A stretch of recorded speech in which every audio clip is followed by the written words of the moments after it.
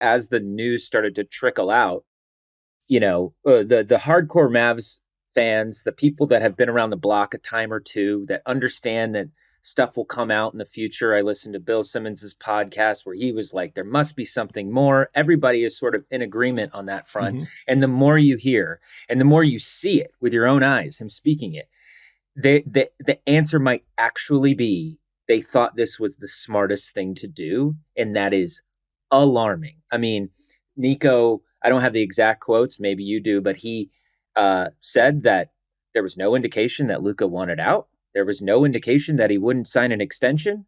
And the Lakers were the only team they spoke to. That's shocking. That's shocking. And so it's not just the trade.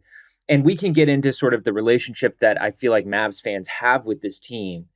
But it's not just the trade that's so surprising. It's the messaging afterwards. It's so crazy, and there's such a disconnect between what is going on at the top, of the Mavs, front office, and what fans actually love about this team and have loved about this team for several decades now. My initial reaction was like, oh, Luka must have demanded a trade. He must have asked out to go directly to the Lakers, one of the two teams that has long been rumored as his potential destination if he were to ever leave Dallas. It was always Lakers and Heat. Always Lakers and Heat for years. That's what it's been. I've always heard Luka loves the weather in Miami. He loves the franchise there. I've always heard LA with the weather there as well, but the star platform he'd have. He loves the ocean. The ocean. Same yes. Stuff. Yeah. Yep. You were with JJ Redick when he interviewed Luka. Like, you've been around him. Like, he's talked about, I believe, going to P3 his first time in LA and all that stuff. So, like, I think with Luka, there's a lot of been for years connections with LA and Miami. So I figured, maybe he demanded a trade. And then everything comes out saying, no, that didn't happen.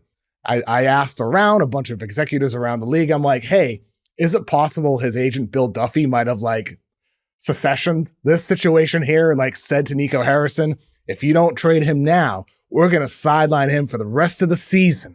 And then this summer, we're going to make your life hell. And you're going to trade him then and you have no leverage 1 year ahead of his free agency. And everybody said to me, that's not Bill Duffy. Bill Duffy wouldn't do that. Bill Duffy doesn't operate that way. Everybody said that. Every single person I mentioned that thought to. And so, the people who wonder if there's something more here, I think the only something more could be related to what we already know, that they had issues with his conditioning, issues with the work ethic, and that maybe there's some concern for injury here. But I don't know, man. That doesn't seem like enough to trade 25-year-old Luka for 31-year-old perennially injury-prone Anthony Davis. It just doesn't make sense.